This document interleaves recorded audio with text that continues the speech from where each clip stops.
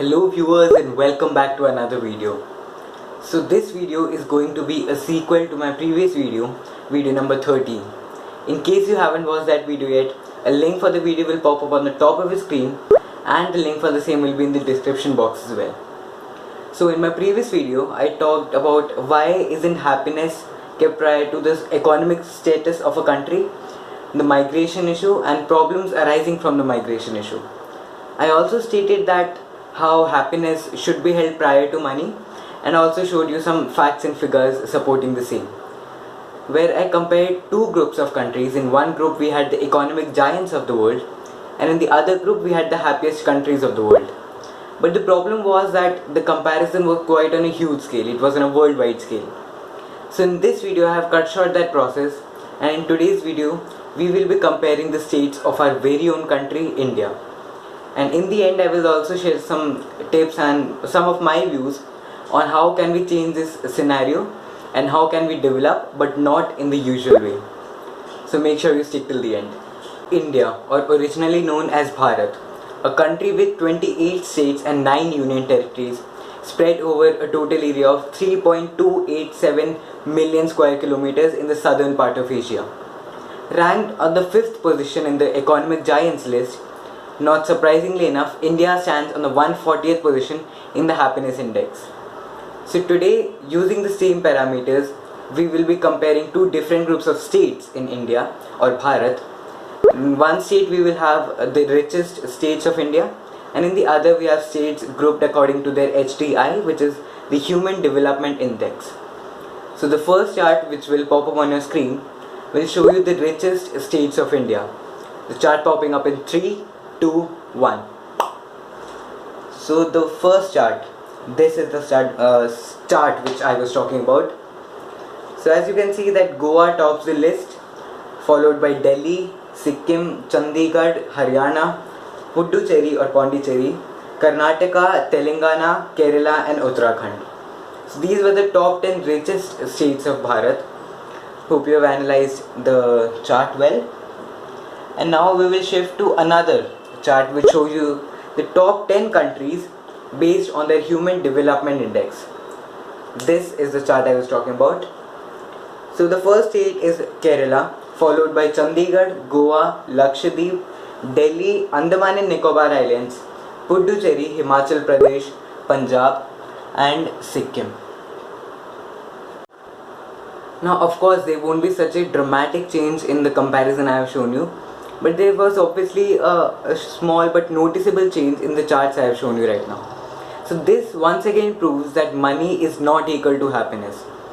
So now onwards our aim should be to rise on the second chart, which is the happiness index or the Human Development Index chart, rather than only focusing on the economic status. And now onwards we should develop in a way that we keep our natural resources intact as well. Because once again reminding all of you that development does not always mean building up industries and creating huge roads to connect small villages to major cities. Because in today's world, if we go with that kind of a development, like the development for which we have to sacrifice our natural resources, then that kind of a development is totally futile because there won't be anything left for the future generations to come. So now picking up an area or a region of the country, I will share my views on how can we develop that area and also keeping their natural resources intact. So the first place or the first area which I am going to be talking about is the northeastern part of India. The northeastern part of India is one of the most underrated and overlooked portions of India, which is a host to many natural resources. If the northeastern area is taken seriously, this thing can bring in a lot of economic boost as well, and it can also help us rise in the happiness index because we are developing in a way that we don't sacrifice our natural resources. Northeastern India is home to one of the most exclusive and native species of wildlife and flora as well, be it the bamboo shoots, and Northeastern India is home to the world's hottest chili, which is Bhut Jalotia.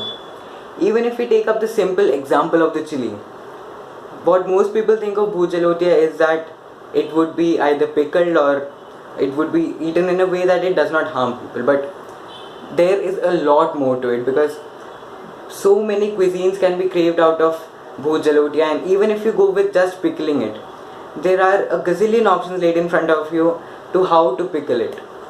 But this is something which is overlooked, and even many people do not know that the northeastern part of India, which consists of states like Meghalaya, Sikkim, Assam, and many others, people do not even know that the northeastern part of India is even a part of Bharat. And then if we come to the tourism, the tourism thing, so in that also northeastern India is home to one of the most magnificent natural wonders. Just taking the name of a few of them as an example, we have on number one, we have the Living Root Bridge in Meghalaya, Cherrapunji. Cherrapunji is one of the wettest places on earth, and this bridge, which would last for centuries and centuries, is fully man-made, and it is not a single piece of nail or metal has been used to build this marvelous beauty.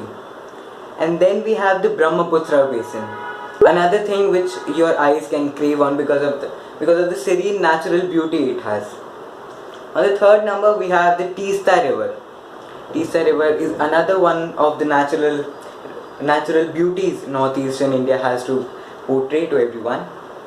And then on the fourth number, we have the one-horned rhinoceros, which is native to our country, and it is also protected in the Kaziranga National Park.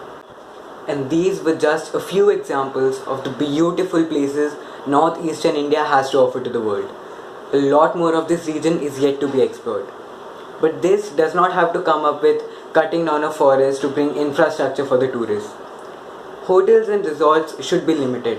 Of course, they will be expensive, but we need to keep the true essence of the place intact. And this isn't all. The traditional wear of the region is something to look out for. We have the Hajong dress, which is native to the Meghalayan region, and you can see for yourself how beautiful it is. Then we have the Mizo dress, of course, of Mizoram. Northeastern India is one of the best places to visit if you are on a two-wheeler trip, thanks to its tranquil beauty. But this has to come with a lot of restrictions, because if not, then there would be a huge pressure on the natural resources, and we exactly do not want that. And this was just about a single region of a country, a region which is so unexplored, but yet we had so many lots of things to talk about. This place should be promoted like Goa or Kerala or any other place, but of course with a lot of restrictions, because the reason for the place being what it is currently is that the resources were unharmed and they were respected, and if we have to maintain this, we have to uphold their traditions as well. If this place is kept as true as possible, as original as possible, without setting up industries and factories, this region can become a great asset to the country, and that too in a sustainable way. Till another new video pops out, keep reading, keep exploring, keep watching Happy Reading and Exploring. Peace out.